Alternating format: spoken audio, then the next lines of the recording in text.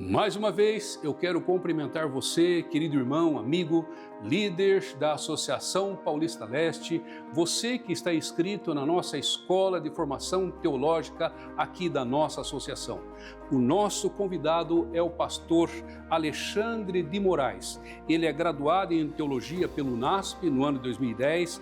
Também ele possui uma pós-graduação em Missiologia pela Faculdade de Teologia Sul-Americana no ano 2018. Atualmente é mestrando em Teologia Sistemática pelo Centro Universitário de São Paulo. Pastor da Igreja Adventista do Tucuruvi, casado com Regiane, pai de Daniel e Beatriz. Seu ministério é marcado pelo compromisso com a pregação, o ensino e o aprofundamento das verdades bíblicas. Nesta ocasião, pastor Alexandre abordará com todos nós sobre o povo da profecia bíblica, trazendo reflexões fundamentadas ao estudo das Escrituras e também em sua dedicação ao ministério pastoral.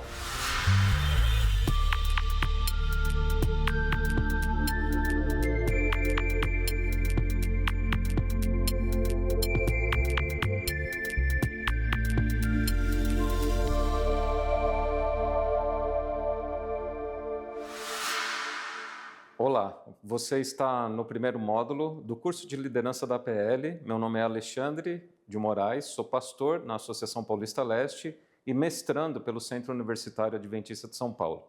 A nossa aula hoje vai tratar do tema O povo da profecia bíblica, Daniel, Apocalipse e a identidade profética do remanescente. O texto base é Apocalipse 14, verso 12.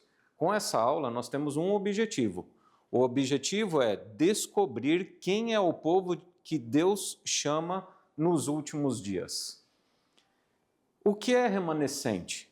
Remanescente é um conceito que permeia toda a Bíblia, de Gênesis a Apocalipse, onde Deus sempre manteve um povo que resistiu à apostasia e permaneceu fiel ao seu chamado. E que chamado é esse? É um chamado missiológico, é um chamado para a missão, para o testemunho. Remanescente vem da raiz hebraica, que é sha'ar, os que sobram, os preservados por graça divina. Ela tem uma aplicação escatológica sempre, um movimento profético nos últimos dias, identificado em Apocalipse capítulo 12 e capítulo 14. E tem uma natureza missiológica, é um chamado para testemunhar, não para se isolar e triunfar sobre os outros. Então, reprisando aqui, é uma raiz hebraica, onde fala sobre um restante, um remanescente do povo de Deus, tem uma aplicação escatológica, porque nós estamos trabalhando com Apocalipse 12 e 14. Aliás, escatologia é uma área da teologia que está ligada ao estudo do fim dos dias, o fim dos tempos, tá? E a natureza é missiológica. Por quê? Porque o imperativo de pregar permeia toda a Bíblia, o Evangelho eterno.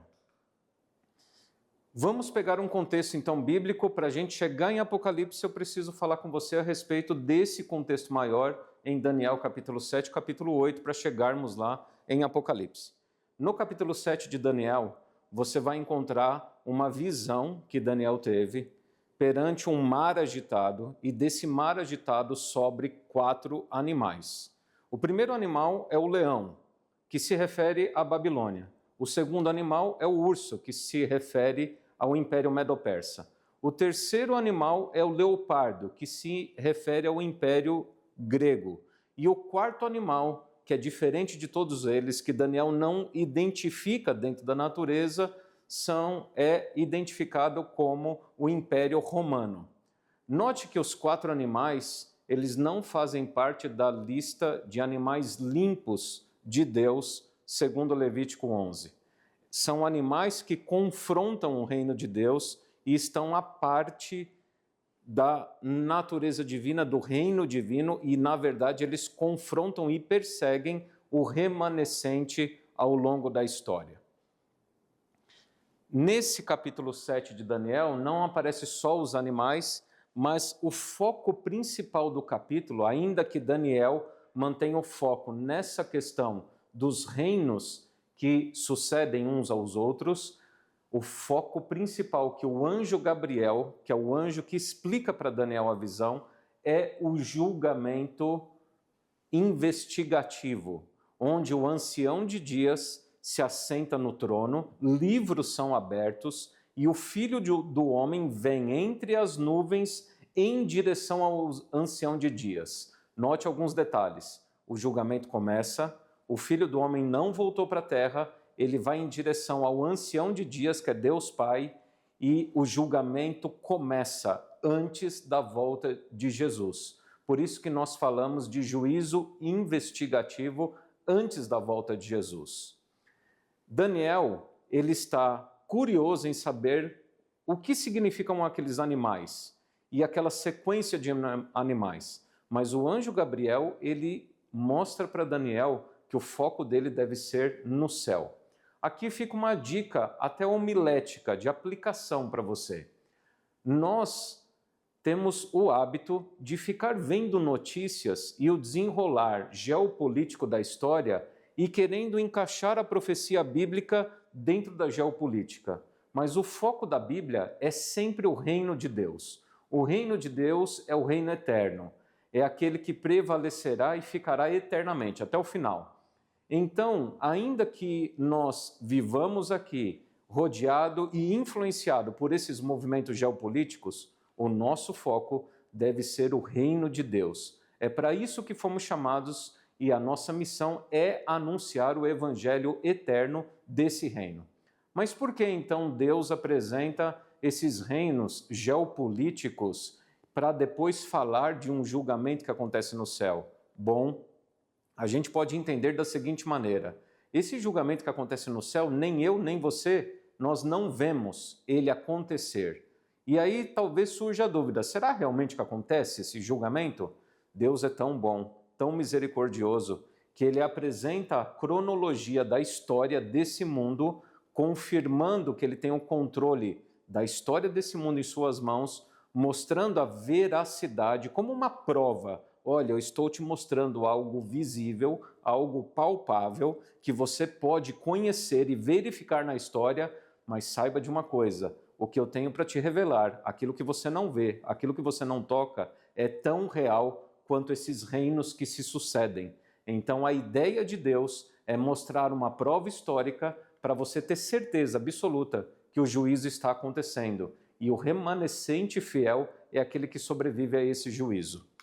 Então, em Daniel 7, nós vemos o tribunal celestial e o povo dos santos. O povo do santo remanescente que sobrevive às 4 bestas, Babilônia, Medo-Pérsia, Grécia e Roma, poderes que oprimem esse povo.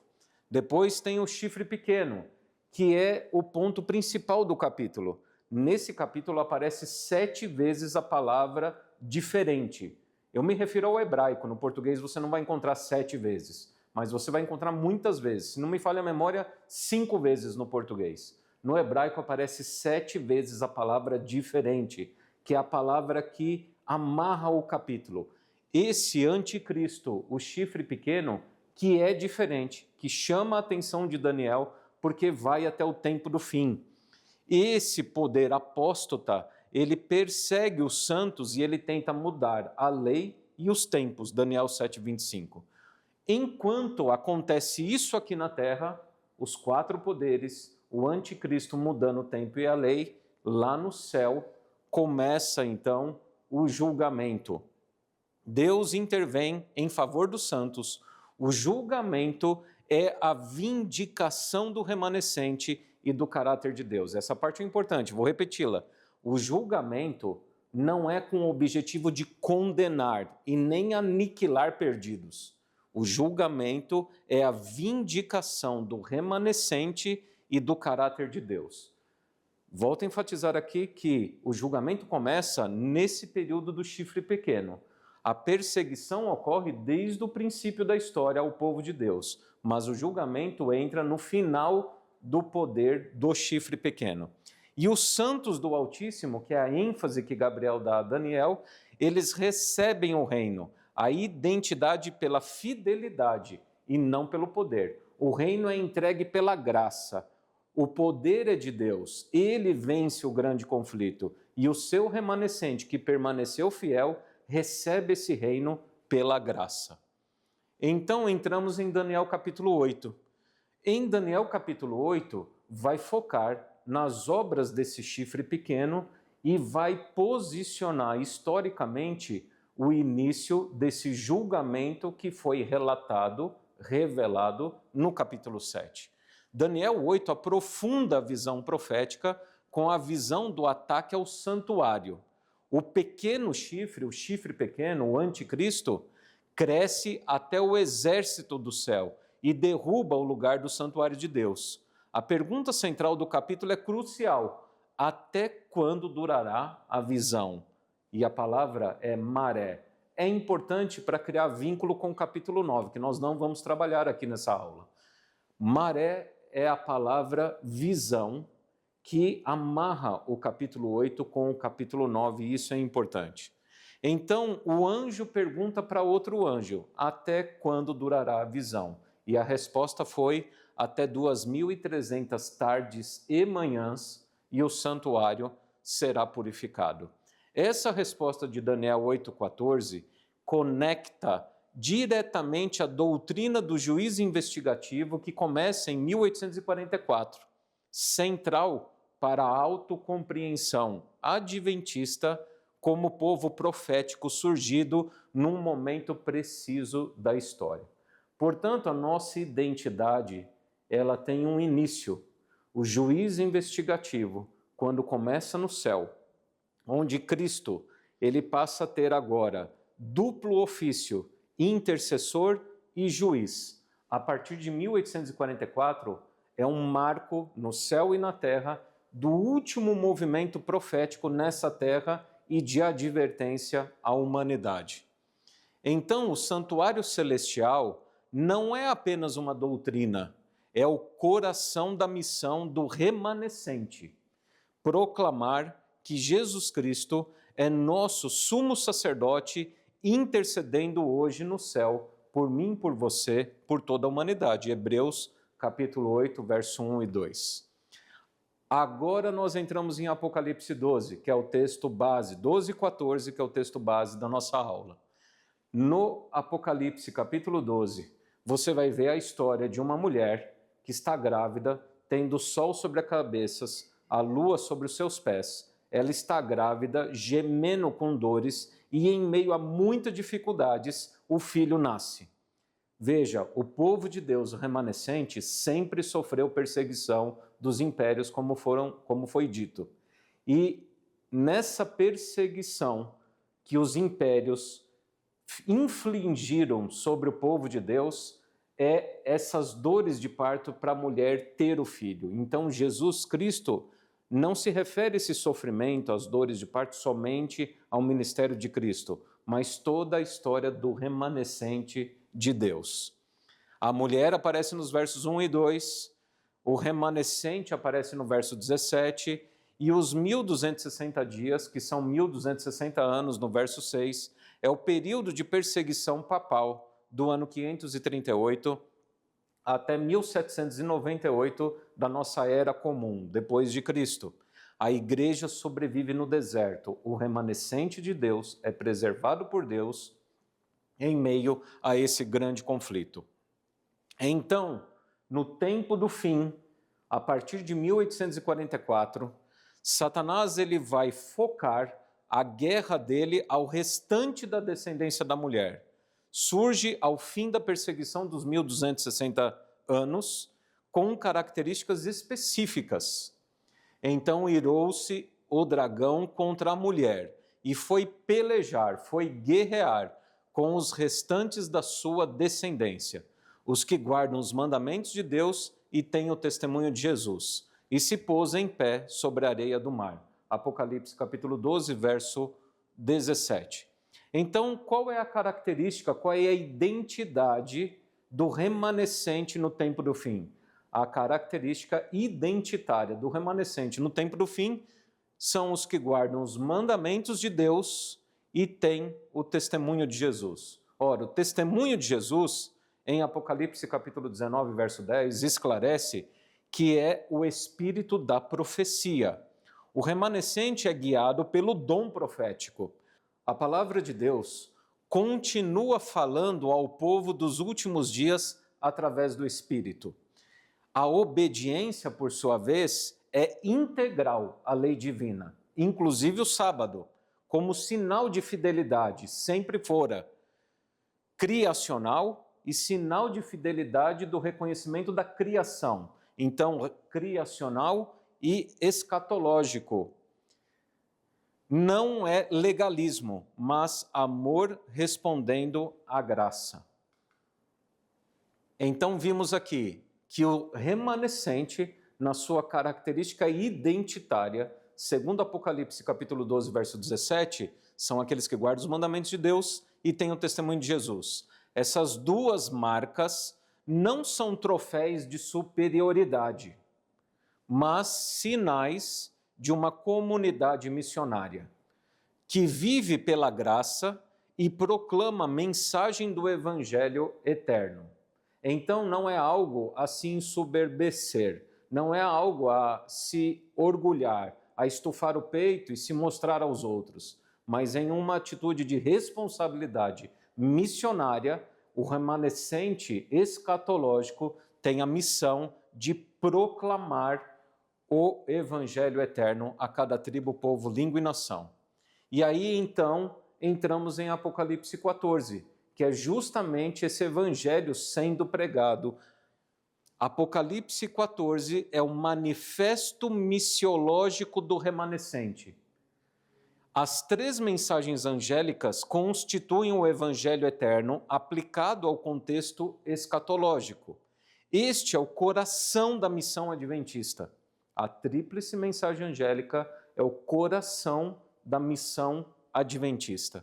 Não uma mensagem de condenação, mas um chamado urgente à adoração, ao discernimento e à saída da grande Babilônia. Então, apresenta-se três mensagens. A primeira, temei a Deus e dai-lhe glória. O evangelho eterno é proclamado a cada nação, tribo, língua, povo, e é um convite à adoração ao Criador no contexto do julgamento. Temei a Deus e dai-lhe glória, porque é chegada a hora do seu juízo. E adorai aquele que fez os céus, a terra, o mar e a fonte das águas. Portanto, a primeira mensagem angélica enfatiza o juízo e enfatiza a adoração ao Criador através da lembrança do dia do sábado, o sétimo dia da criação, que celebrou toda a criação. A segunda mensagem, Apocalipse 14, 8, é uma mensagem de advertência. Então, Deus apresenta o caminho, a saída, e a segunda mensagem adverte aqueles que estão negando aceitar a mensagem primeira que foi apresentada. E aí ele fala, caiu a grande Babilônia. É a denúncia dos sistemas religiosos corrompidos que intoxicam as nações com falsa adoração e apostasia. E aí, por fim, vem o terceiro momento e último da tríplice mensagem angélica, versos 9 a 11 do capítulo 14, onde a advertência última e solene contra a besta e sua marca e os adoradores da besta chega no momento, no clímax do grande conflito, da resolução do grande conflito. O chamado mais urgente à fidelidade incondicional a Deus nos últimos dias, o qual eu e você fazemos parte. Então, os três elementos da identidade do remanescente, aqui estão os três elementos da identidade do remanescente. Aqui está a perseverança dos santos, os que guardam os mandamentos de Deus e a fé em Jesus. Então, depois da tríplice mensagem angélica, apresenta agora a marca identitária final do remanescente último da história desse mundo. Perseverança, mandamentos de Deus e fé em Jesus. A palavra perseverança, João escolheu ela a dedo, inspirada pelo Espírito Santo. Hipomene. Hipomene significa resistência sob pressão. Tem uma palavrinha da moda entre os coaches, entre os mentores atuais, que eles falam que você deve ser resiliente. O que é resiliente? Resiliente é um termo que foi pego da questão da área química física.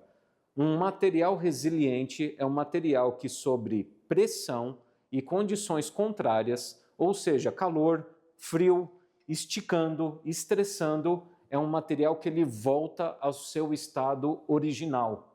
Então, essa é a ideia da resiliência, perseverança. O povo de Deus sofre pressão, o povo de Deus sofre perseguição, o povo de Deus sofrerá marginalização, não poderá nem comprar e nem vender nada, mas o povo de Deus permanece firme ao seu estado de fidelidade.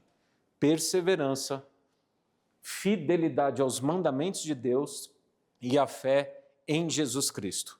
A combinação de perseverança, obediência e fé não é acidental, pois é a descrição de uma espiritualidade integrada que une lei e graça, fidelidade, dependência, resistência e confiança. Então veja só, a perseverança, hipomene, é uma palavra que é uma resistência ativa e determinada. Então não é uma perseverança onde você vai se esconder, onde você vai se isolar nas montanhas, onde você vai deixar de pregar, onde você vai viver recluso, de maneira passiva. A persistência, a perseverança é uma resistência ativa e determinada, é uma capacidade de permanecer fiel em meio à Babilônia, testemunhando do Evangelho eterno. No contexto de Apocalipse 14, essa perseverança é exercida sob o peso máximo da pressão escatológica, a ira da besta, o isolamento social, a ameaça de morte. Os santos resistem não pela força própria, mas ancorados na identidade que receberam em Jesus Cristo. Somos testemunhas dele até os confins da terra. Tiago capítulo 1, verso 3 e 4 e Romanos capítulo 5, versos 3 e 4 mostram que hipomene é forjada na tribulação, ou seja, nós não temos descanso. A perseguição, ela é certa. E é nessa perseguição, nessa tribulação, que essa perseverança é forjada. Lembra o conselho lá ao último grupo, ao grupo de Laodiceia? Aconselho-te que de mim compres ouro refinado no fogo. Então, a condição do remanescente em meio à Laodiceia é uma condição onde a fé, onde o testemunho são forjados na tribulação. O caráter do remanescente é moldado no sofrimento fiel e não na prosperidade. Guardar os mandamentos de Deus no contexto de Apocalipse não é legalismo, como muitos afirmam. É o fruto natural da aliança e da transformação pelo Espírito Santo. O apóstolo João afirma em 1 João capítulo 5, verso 3, porque este é o amor de Deus, que guardemos os seus mandamentos. Ora, os seus mandamentos não são penosos. Os mandamentos de Deus, portanto, nesse elemento 2, eles refletem que a lei é uma expressão do caráter divino. Os 10 mandamentos revelam quem Deus é o caráter revelado dele. Não são uma lista de restrições, mas o reflexo do amor divino em forma de instrução. Aliás, você sabia que a palavra Torá não significa lei? A palavra Torá significa ensino, instrução. E é essa a ideia aqui. É uma forma de instrução. A lei de Deus é uma instrução, é um ensino, é um andar junto. E nesse andar junto com o professor divino, o Espírito Santo, ele nos molda ao seu caráter e semelhança que o pecado estragou. Então, guardar a lei é imitar o caráter de Deus. O sábado como sinal escatológico, que é o destaque, que é esquecido, não à toa começa com lembra-te, zahar, no hebraico. O quarto mandamento é o coração da controvérsia final. Adorar o Criador no sábado, Apocalipse 14, 7, em contraste com a marca da besta, é o teste central da lealdade nos últimos dias. A obediência, ela vem através da atuação direta do Espírito Santo.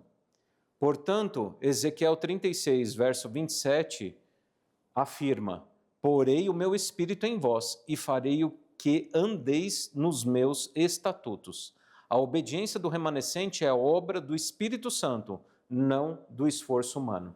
Também enfatizado em Hebreus capítulo 8, verso 10.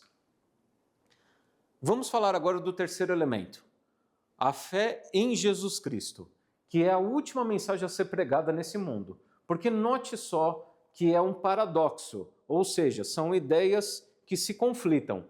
As pessoas alegam que somos legalistas, porque guardamos o sábado. Mas você concorda comigo que quando sair a marca da besta, o decreto dominical, eles vão guardar o domingo como atitude legalista? Ou seja, daquilo que eles nos acusam hoje, eles farão no futuro. E aí qual será a ênfase da última mensagem? A mensagem, a obediência, a guarda do sábado vai ser um testemunho de vida, mas a pregação final, o destaque final, será a justificação pela fé. A fé em Jesus Cristo. A expressão fé em Jesus, pistis Iesu, carrega profundidade teológica dupla. Ela pode ser traduzida como fé depositada em Jesus, ou seja, é uma fé subjetiva do crente, eu estou depositando a minha fé, eu creio, eu proclamo a crença nele, ou a fidelidade de Jesus. E agora é uma fé objetiva de Cristo, como fundamento. Em outras palavras, nós viveremos e manifestaremos o mesmo caráter de Jesus Cristo no final, mesmo em meio à perseguição, mesmo em meio à marginalização, mesmo em perseguição e ameaça de morte, nós manteremos a nossa fidelidade a Jesus Cristo. Teremos o mesmo tipo de fé que ele teve do Getsêmani ao Calvário. Então, ambas as dimensões são verdadeiras e necessárias. Justificação pela fé. O remanescente compreende que toda obediência flui do Evangelho. Somos declarados justos por graça mediante a fé em Jesus Cristo, Romanos capítulo 3, verso 21 e 26, a lei não salva, Cristo salva, a lei guia os salvos. A fidelidade de Cristo como modelo. Jesus foi o primeiro e supremo remanescente fiel, tentado em tudo, mas sem pecado, Hebreus 4,15. Sua fidelidade é ao mesmo tempo a base da nossa justificação e um modelo de nossa santificação. O remanescente como movimento missiológico. Segundo a definição de Ángel Manuel Rodrigues, no livro Teologia do Remanescente, ele fala que o remanescente é essencialmente um movimento missiológico, isto é, uma comunidade chamada para fora de si mesma em direção ao mundo para proclamar o Evangelho eterno em seu contexto escatológico final. Então, ele enfatiza aquilo que nós entramos e introduzimos lá no objetivo, no início da aula. Ele enfatiza que a característica desse movimento remanescente missiológico é não triunfalista, não exclusivista e essencialmente missionário. Não triunfalista, ou seja, o remanescente não celebra a condenação dos outros, mas chora sobre a apostasia e convida ao retorno. Não exclusivista, há filhos de Deus em todas as denominações. O chamado é para sair da Babilônia, não para condenar pessoas. Essencialmente missionário. A identidade do remanescente só faz sentido em função da missão: proclamar o evangelho eterno ao mundo inteiro. Portanto, não adianta você ficar obcecado na observância do sábado e ficar preocupado se você está sendo fiel ou não a Jesus em todos os detalhes da sua vida, porque, segundo Calvino, é na missão que ocorre a conversão. Então, quando eu me engajo a pregar a tríplice mensagem angélica para este mundo que está chegando ao fim, saiba de uma coisa: nesse processo de missão, o seu caráter é transformado pela presença do Espírito Santo. E essa dinâmica é fundamental você entender. Somos essencialmente missionários. Por fim, então, chegando aqui quase no fim, o remanescente escatológico, características integradas. O remanescente escatológico, ele tem 4 características. Ele é enraizado na Bíblia, no assim diz o Senhor. Nós somos adoradores do Criador, que criou o mundo literalmente em 7 dias e no santo sábado celebrou a criação e nós guardamos o sábado como lembrança da criação.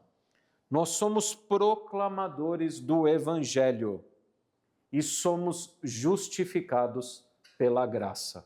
Essas são as 4 principais características identitárias do remanescente escatológico de Deus. Enraizados na Bíblia, adoradores do Criador, proclamadores do Evangelho eterno, justificados pela graça. Portanto, aqui está a perseverança dos santos, os que guardam os mandamentos de Deus e a fé em Jesus. Apocalipse 14:12. A tensão aparente entre mandamentos e fé em Apocalipse 14:12 é, na verdade, uma unidade teológica profunda. Paulo, em Romanos 3:31, resolve isso. Anulamos, pois, a lei pela fé? De modo algum, antes confirmamos a lei. O Evangelho justifica, a lei orienta, o Espírito capacita. Então, o Evangelho, a fé em Jesus Cristo é o único fundamento da salvação. A justiça de Cristo é imputada ao crente. A lei orienta. Os mandamentos revelam o caráter de Deus e guiam o povo santo. A obediência não salva, mas é a expressão natural de quem foi salvo pela graça. O Espírito capacita. O Espírito Santo é o agente de toda transformação. Ele escreve a lei no coração, Jeremias 31:33, Hebreus 8:10, e produz o fruto da obediência amorosa no remanescente. Então, conclusão: ser remanescente é um chamado, não um troféu. A identidade do remanescente bíblico, fundamentada em Daniel 7, 8, Apocalipse 12 e 14, é essencialmente relacional, missiológica e escatológica. Não somos melhores, somos chamados. Não somos os únicos salvos, somos portadores de uma mensagem urgente para um mundo que precisa ouvi-la. Portanto, nós temos que ter 4 características: humildade profética, fidelidade integrada, missão urgente e esperança viva. Humildade profética, reconhecer que somos remanescentes por graça, não por mérito, assim como foi com Noé, com Elias e com a igreja perseguida ao longo da história.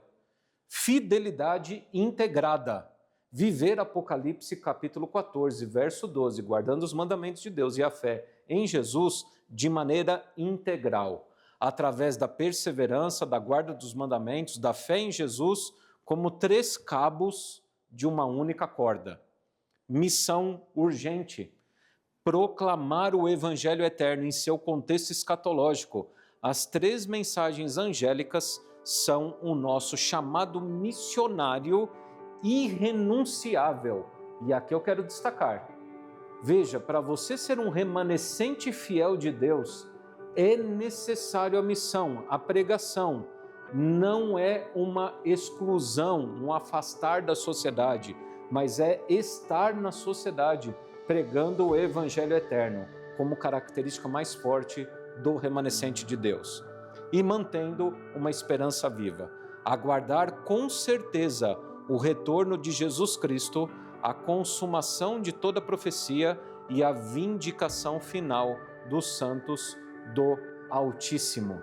A bibliografia que eu recomendo para você, se você quiser se aprofundar nessa questão da identidade do remanescente, está aqui, ó, Teologia do Remanescente, Angel Manuel Rodrigues, Questões sobre Doutrinas, A Visão Apocalíptica e a Neutralização do Adventismo e Em Busca de Identidade. Nós deixaremos um PDF que chegará até tua mão com as anotações dessa aula para que você possa rascunhar e tem perguntas reflexivas ali no final desse PDF que você vai poder se utilizar e pensar a respeito desse assunto que tratamos hoje com você. Um abraço e até a próxima.